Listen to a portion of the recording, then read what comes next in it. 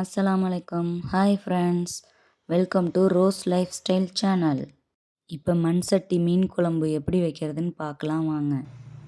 Stove on பண்ணி கடாயில் 1 table spoon நல்லெண்ணெய், 2 டேபிள் ஸ்பூன் தேங்காய் எண்ணெய், 2 டேபிள் ஸ்பூன் கடலெண்ணெய், 3 எண்ணெயும் கலந்து வைக்கும்போது மீன் குழம்பு அவ்வளோ அருமையாக இருக்கும், வீடே மணக்கும். எண்ணெய் சூடானதும் 1 டீஸ்பூன் கடுகு பொரிஞ்சதுக்கப்புறம் 2 டீஸ்பூன் உடைச்ச உளுந்து, கடுகும் உளுந்தும் பொரிஞ்சதுக்கப்புறம் ஒரு கைப்பிடி பச்சை கருவேப்பிலை அலசி வச்சுருக்கேன், கருவேப்பிலை போட்டுக்கலாம். கருவேப்பிலை பொரிஞ்சதும் சின்ன வெங்காயமும் பூண்டும் சாப் பண்ணி வச்சுருக்கேன், போட்டுக்கலாம். சின்ன வெங்காயம் எந்த அளவுக்கு மீன் குழம்புக்கு சேர்த்துறோமோ அந்தளவுக்கு டேஸ்ட்டாக இருக்கும், கிரேவி கிடைக்கும். அந்தளவுக்கு வெங்காயம் நிறையா போடுற வரைக்கும் கிரேவி நமக்கு கிடைக்கும், திக்காக குழம்பு. மண் சட்டி வச்சுருந்திங்கன்னா அதுலேயே மீன் குழம்பு ட்ரை பண்ணி பாருங்கள், அவ்வளோ சூப்பராக இருக்கும். மண் சட்டிக்கு சில்வர் கரண்டி எதுவும் போட்டுறாதீங்க, மரக்கரண்டி இருந்தால் யூஸ் பண்ணுங்கள். சில்வர் கரண்டி இருந்தால் கீரல் விழுந்துடும், அப்புறம் அந்த இடத்துல அடி பிடிக்கிறதுக்கு சான்ஸ் அதிகம். மீன் குழம்புக்கு எங்கள் வீட்டில் ஒயிட் ரைஸ் சைடில் வெந்துட்டுருக்கு. ஒயிட் ரைஸ் மீன் குழம்பு பெஸ்ட்டு காம்பினேஷன். நெய் சாதம், நெய் சாப்பாடு, குஸ்கா சாப்பாடு, தாளித்த சாப்பாடுலாம் சொல்லுவாங்க, அந்த சாப்பாட்டை விட ஒயிட் ரைஸ் தான் மீன் குழம்புக்கு அவ்வளோ சூப்பராக இருக்கும். எங்கள் வீடியோ இப்போ தான் ஃபஸ்ட் டைம் பார்க்குறீங்கன்னா எங்கள் சேனலை சப்ஸ்கிரைப் பண்ணி சப்போர்ட் பண்ணுங்கள். வெங்காயமும் பூண்டும் நல்லா வணங்கி வச்சு இப்போ இதுக்கு தேவையான மசாலா ரெடி பண்ணிக்கலாம். வெந்தயத்தூள் 1/2 டீஸ்பூன், ஜீரகத்தூள் 1 டீஸ்பூன், மஞ்சள் தூள் 1/2 டீஸ்பூன், மிளகாய்த்தூள், தனி மிளகாய்த்தூள் 2 டீஸ்பூன், கொத்தமல்லி தூள் 3 டீஸ்பூன், எல்லா மசாலாவும் போட்டுக்கலாம். எண்ணெயில் வறுத்து விட்டு வதங்கட்டும். எண்ணெயில் லைட்டாக வறுத்து விட்டுக்கலாம். நல்லா பழுத்த தக்காளியாக 5 தக்காளி கழுவிட்டு மிக்சியில் கொரன்னு ஜூஸ் மாதிரி அடித்து வச்சுருக்கேன், ஊற்றிக்கலாம். அது தண்ணி எதுவும் சேர்க்க வேணாம், நல்லா பச்சை வாசம் போகிற அளவுக்கு வணங்கட்டும். இந்த குழம்புக்கு தேவையான அளவு உப்பு போட்டுக்கலாம். உப்பு போட்டுக்கிறேங்க.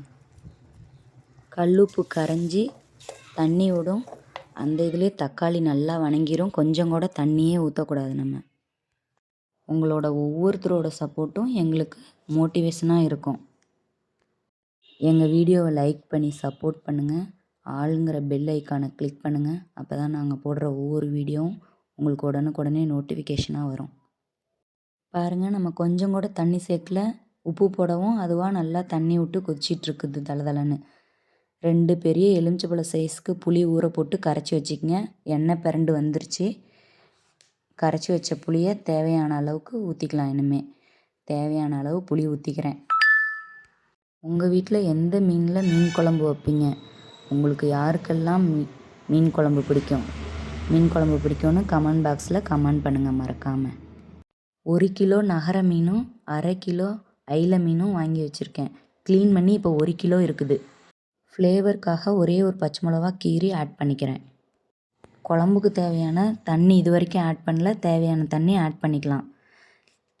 இப்போ உப்பு புளிப்பு காரெல்லாம் கரெக்டாக இருக்கான்னு செக் பண்ணி பார்த்துக்கலாம். ஹை ஃப்ளேமில் வச்சு நல்லா கொதி விட்டுக்கணும். நல்லா செக் பண்ணிவிட்டு நல்லா கொதி விட்டுக்கணும். பாருங்கள், நல்லா கொதிக்குது. இனிமேல் மீன் போட்டுடலாம். இந்த சமயத்தில் மாங்காய் இருந்தால் மாங்காய் போடலாம். 4 பீஸ் மாங்காய் என்கிட்ட இல்லை. நகர மீனை ஃபஸ்ட்டு போட்டுக்கிறேன். ஐல மீன் சீக்கிரமாக வந்துடும். இந்த நகர மீனை ஃபஸ்ட்டு போட்டு ஒரு கொதி வந்ததுக்கப்புறம் அப்புறமே அந்த மீனை போடுவேன். நல்லா தனியாக போட்டுக்கலாம். நல்லா குழம்புல முங்குற அளவுக்கு, நல்லா குழம்புல முழுகிற அளவுக்கு போட்டோம்னா தான் நல்லா மீன் உப்பு காரம் பிடிச்சி நல்லா டேஸ்ட்டாக இருக்கும். நகர மீன் எல்லாமே இப்போ போட்டாச்சு. மீன் கண்ணுக்கு ரொம்ப நல்லது. ஃப்ரை பண்ணி சாப்பிட்றத விட, எண்ணெயில் போட்டு ஃப்ரை பண்ணுறத விட இந்த குழம்பு மீன் அவ்வளோ நல்லது. வீட்டில் குழந்தைங்களுக்கெல்லாம் குழம்பு மீன் கொடுத்து பழக்குங்க, பழகாத குழந்தைங்களுக்கு. எங்கள் வீட்டு பக்கத்தில் கன்ஸ்ட்ரக்ஷன் ஒர்க் நடக்குது, அதனால் வீடியோவில் இடையில சவுண்டாக இருக்குது. டிஸ்டர்பாக இருந்தால் சாரி. பாருங்கள், பார்க்கவே கலர்ஃபுல்லாக இருக்குது.